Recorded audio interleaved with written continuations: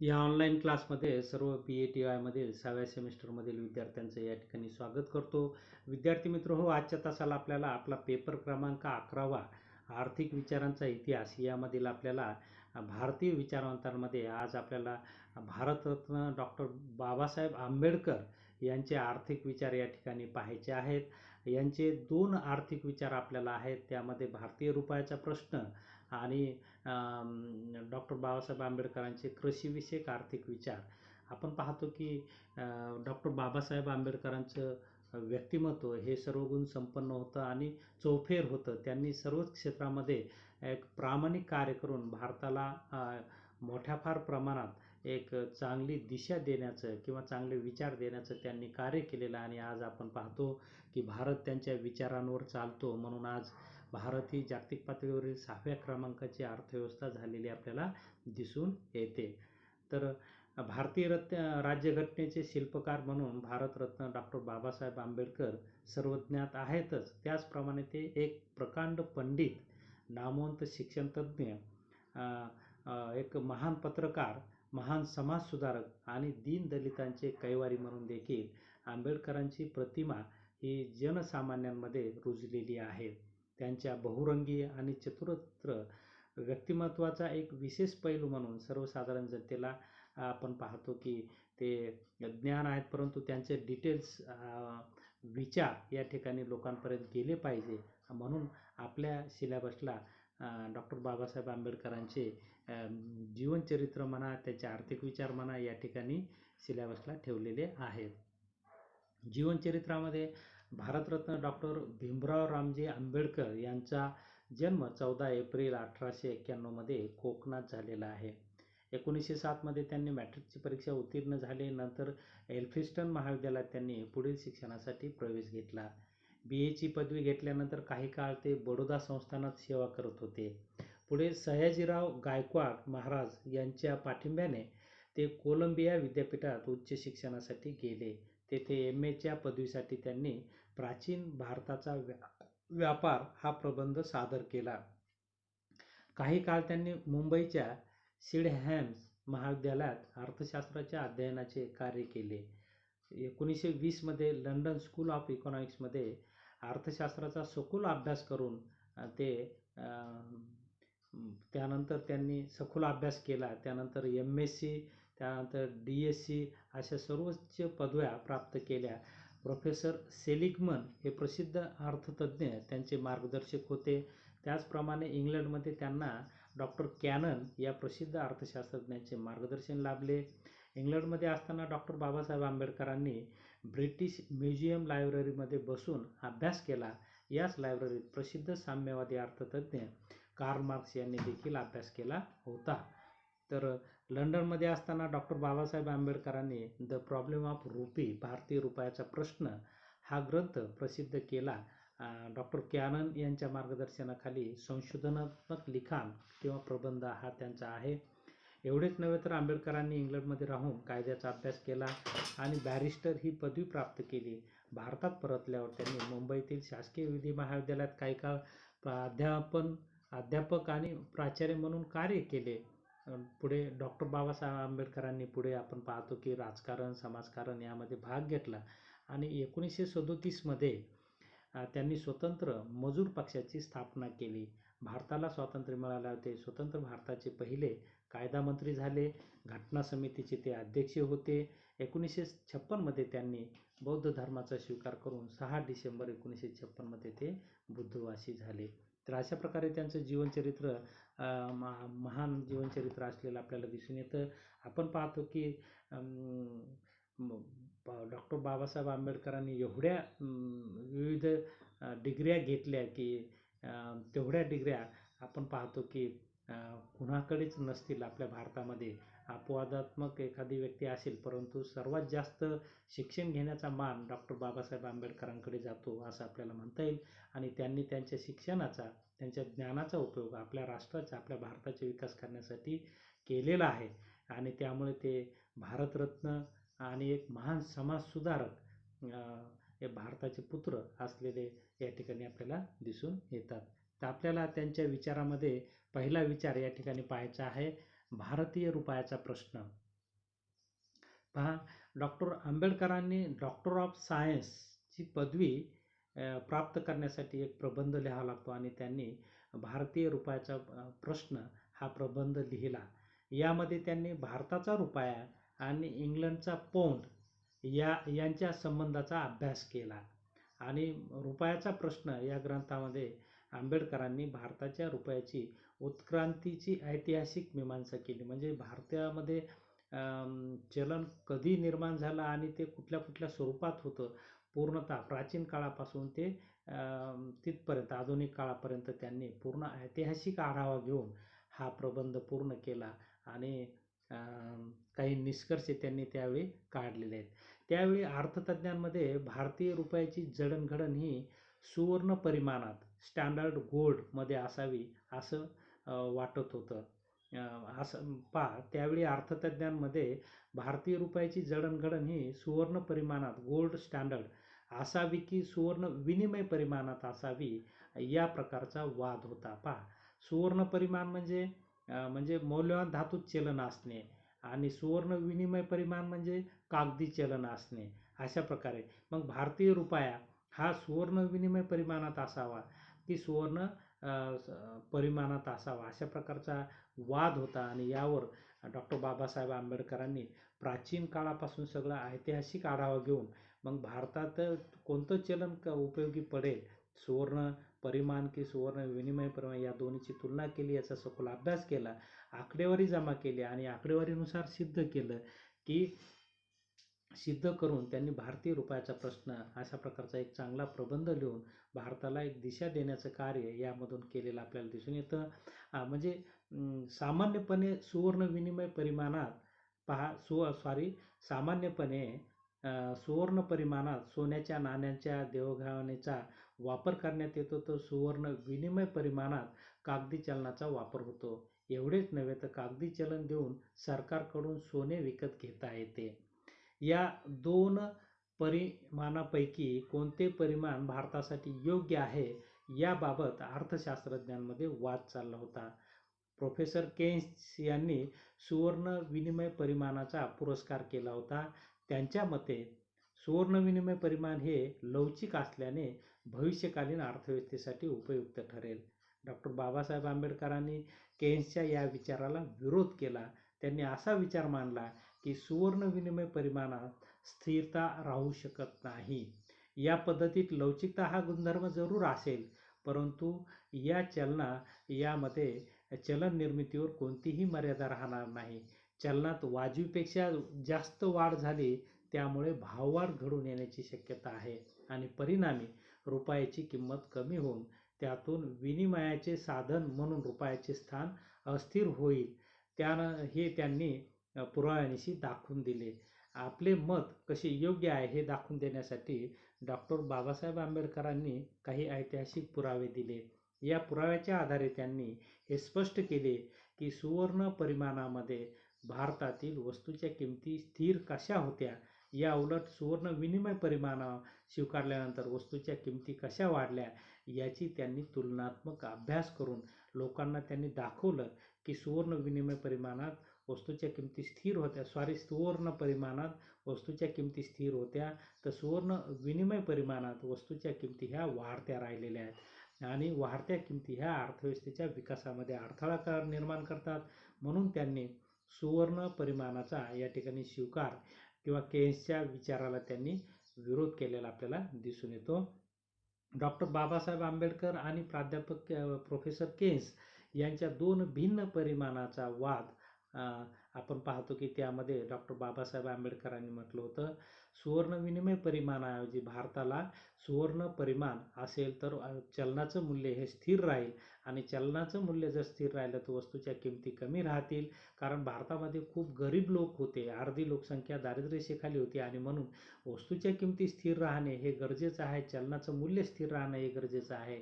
म्हणून त्यांनी आपण पाहतो की ऐतिहासिक संदर्भ देऊन आकडेवारी सगळी गोळा करून त्यांनी सुवर्ण परिमाण हे भारतासाठी उपयुक्त ठरेल असं सांगितलं होतं. जे की केन्सनं म्हटलं होतं की सुवर्ण विनिमय परिमाण उपयुक्त ठरेल, परंतु सुवर्ण विनिमय परिमाण हे लवचिक असल्यामुळे त्यामध्ये त्याच्या पुरवठ्यात वाढ झाली तर चलनवाढ घडून येते आणि चलनवाढ जर घडून आली तर दारिद्र्यरेषेखालील लोकांचा उपभोग घटेल आणि त्यातून भूकबळीची संख्या वाढेल ही त्यांना भीती होती. म्हणून त्यांनी सुवर्ण परिमाणाचा या ठिकाणी समर्थन केलं. सुवर्ण परिमाण हे चांगलं आहे असं म्हटलं होतं. संशोधनाअंती त्यांनी निष्कर्ष तसा काढला होता. परंतु आपण पाहतो की नंतर विकासासाठी मोठ्या प्रमाणात पैसा आवश्यक होता आणि म्हणून आपण पाहतो की बाबासाहेबांचा हा विचार पुढे आलेला आपल्याला या ठिकाणी दिसून येत नाही. परंतु त्यांनी यामधून एक संदेश दिला की वाढत्या किमती किंवा पैशाच्या पुरवठ्यात वाढ झाली तर किमती वाढतात, हा धोका अर्थव्यवस्थेसाठी त्यांनी त्या काळात सांगितलेला आपल्याला दिसून येतो. आजही आपण पाहतो की चलनवाढ ही गरिबी निर्माण करते, दारिद्र्यात लोकांना टाकते, भूकबळी निर्माण करते. तर हे आजची समस्या त्या काळात डॉक्टर बाबासाहेब आंबेडकरांनी सांगितली होती आणि त्यावरील उपाय देखील त्यांनी सांगितला होता. तर अशा प्रकारे दूरदृष्टीविषयक त्यांचा हा अभ्यास असलेला आपल्याला दिसून येतो. भारतीय रुपयाचा प्रश्न, ज्यामध्ये त्यांनी सुवर्ण परिमाणाचा स्वीकार करावा अशा प्रकारची शिफारस केली होती की ज्यामध्ये चलनाचं मूल्य हे स्थिर राहतं आणि त्यामुळे किमती स्थिर राहून सर्वांना आर्थिक समता प्रस्थापित करता येते किंवा दारिद्र्यातील लोकांना एक त्यांना चांगल्या वस्तू खरेदी करता येतील आणि त्यांचाही मग जीवनमान वाढेल, हीच अपेक्षा त्यांना त्यातून होती असं आपल्याला या ठिकाणी म्हणता येईल. पुढे त्यांचा आपल्याला आणखी एक विचार पाहायचा आहे की डॉक्टर बाबासाहेब आंबेडकरांचे कृषीविषयक विचार या ठिकाणी आपल्याला पाहायचे आहेत. आपण पाहतो की भारतीय अर्थव्यवस्थेचा कणा शेती आहे किंवा भारतीय अर्थव्यवस्था ही शेती आधारित अर्थव्यवस्था आहे आणि म्हणून भारतीय अर्थव्यवस्थेमध्ये शेतीचं खूप महत्त्वाचं स्थान आहे. मग शेतीचा उपयोग कसा करावा, शेतीची काय स्थिती आहे, शेतकऱ्यांची काय स्थिती आहे, या सर्वांगीण असा अभ्यास डॉक्टर बाबासाहेब आंबेडकरांनी त्यावेळेस केलेला आपल्याला दिसून येतो.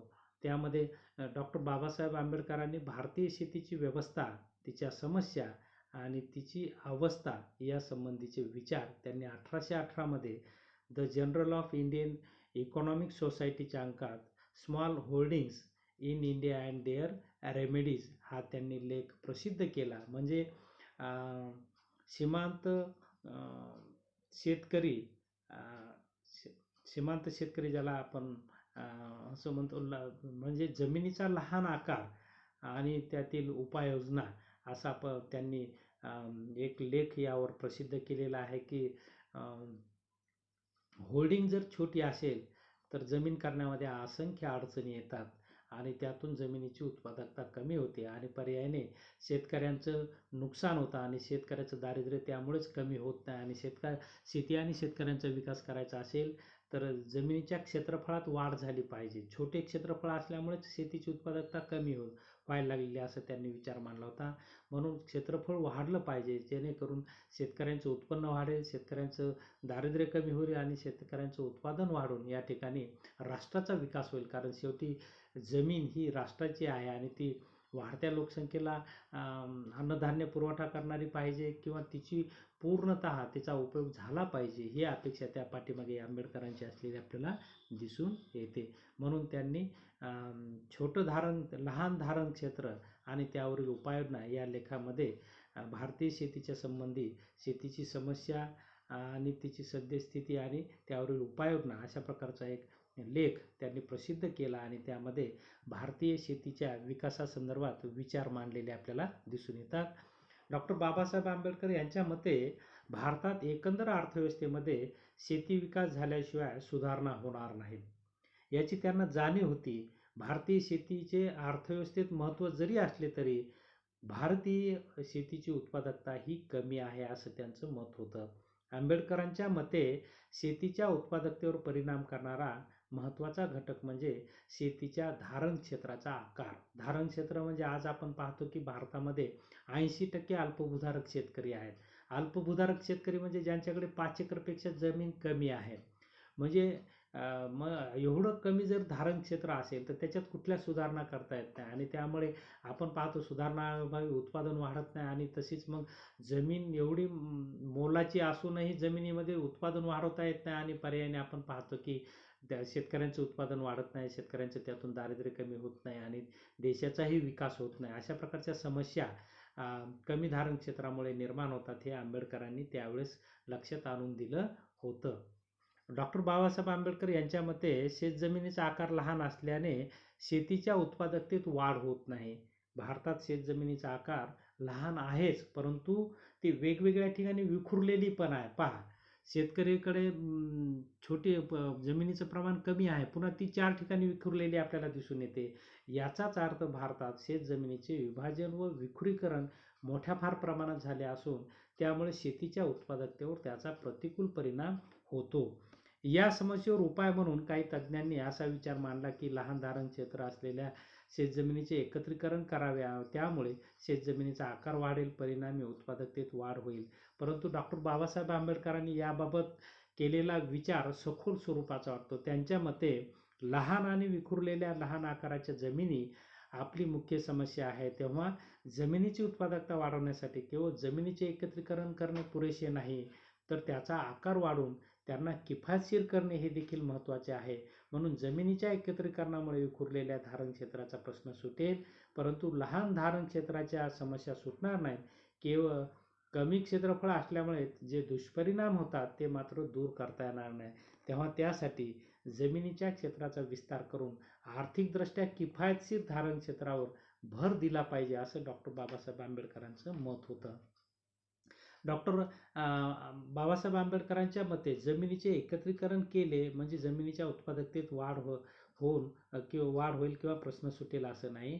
कारण आज लहान लहान जमिनीचे एकत्रीकरण झाले, जमिनीचे क्षेत्रफळ वाढले, परंतु भविष्यात एकत्रीकरण केलेले जमिनीचे विभाजन होणार नाही, याची काळजी घेणे आवश्यक आहे. जर काळजी घेतली नाही तर पुन्हा जमिनीचे विभाजन होईल. एवढेच नव्हे तर विखुरीकरण मोठ्या प्रमाणात होईल. भारतात वारसा हक्काच्या कायद्याने आपण पाहतो की जमिनीचं विभाजन व विखुरीकरण होतं. म्हणून हे कायदे बंद केले पाहिजे, हे कायदे रद्द केले पाहिजे, अशी त्यांची मागणी होती. परंतु आपण पाहतो की हे झालं नाही आणि त्यामुळे आजही आपण पाहतो की भारतामध्ये लहान शेतकरी आणि एका शेतकऱ्याची 4 ठिकाणी जमीन असलेली आपल्याला दिसून येते आणि त्यामुळे कुठेच त्याला काही करायला संधी मिळत नाही किंवा वाव मिळत नाही आणि म्हणून जमिनीची उत्पादन आणि उत्पादकता ही कमी आहे. तर ही समस्या त्यावेळेस डॉक्टर बाबासाहेब आंबेडकरांनी लक्षात आणून दिली होती की डॉक्टर बाबासाहेब आंबेडकरांच्या मते जमिनीचा तुकडा किफायतशीर आहे किंवा बिनकिफायतशीर आहे, ही गोष्ट त्या जमिनीच्या आकारावर अवलंबून नसून तेथे उत्पादन घटकाचे प्रमाण कितपत योग्य आहे यावर अवलंबून असते. पहा, त्या जमिनीवर उत्पादन घटकाचा तुम्ही कसा वापर करता त्यावर अवलंबून आहे. या दृष्टीने विचार केल्यास मोठ्या धारण क्षेत्राप्रमाणेच कमी धारण क्षेत्रही असलेल्या जमिनी देखील किफायतशीर ठरू शकतात. जमिनीच्या उत्पादकता वाढवण्याचा खरा उपाय धारण क्षेत्राच्या आकारात वाढ करणे हा नसून त्या जमिनीवर भांडवल व इतर उत्पादन घटकात वाढ करणे, जेणेकरून शेतीची उत्पादकता वाढेल, असं त्यांनी म्हटलं होतं. शेतीसंबंधी विचार मांडताना त्यांनी असे सुचवले की रशियाच्या धर्तीवर आपल्याला सामुदायिक शेतीची पद्धती स्वीकारली पाहिजे. म्हणजे सामुदायिक शेती म्हणजे शेतीचे एकत्रीकरण करून सर्वांनी त्याच्यावर काम करणे. तर आपल्या शेतीचा प्रश्न सोडवण्याचा तोच एक मार्ग आहे, असे त्यांचे मत होते. स्टेट अँड मायनॉरिटीज ज्याला, या ग्रंथामध्ये आंबेडकर म्हणतात की शेती हा उद्योग राज्य शासन चालविला पाहिजे. लागवडीखाली नसलेली जमीन भूमिहीन लोकांना सरकारने द्यावी. भूमिहीन लोकांना जात धर्म न पाहता, भेद न करता जमीन शेती करण्यासाठी द्यावी. ही शेती सरकारच्या नियमानुसार परंतु सामुदायिक पद्धतीने कसली जावी. या जमिनीवर कर वगैरे दिल्यावर राहिलेले उत्पन्न हे शेतकऱ्यांमध्ये वाटले गेले पाहिजे.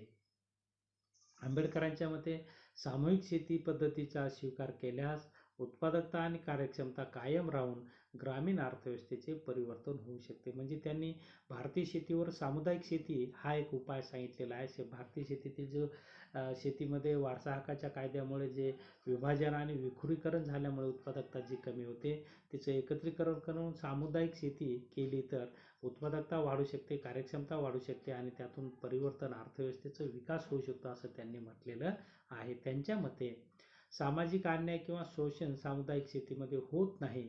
शेतीची प्रगती व्हावी यासाठी भूविकास बँका, शेतकऱ्यांच्या पतपेढ्या, खरेदी विक्री मंडळे स्थापन करावीत.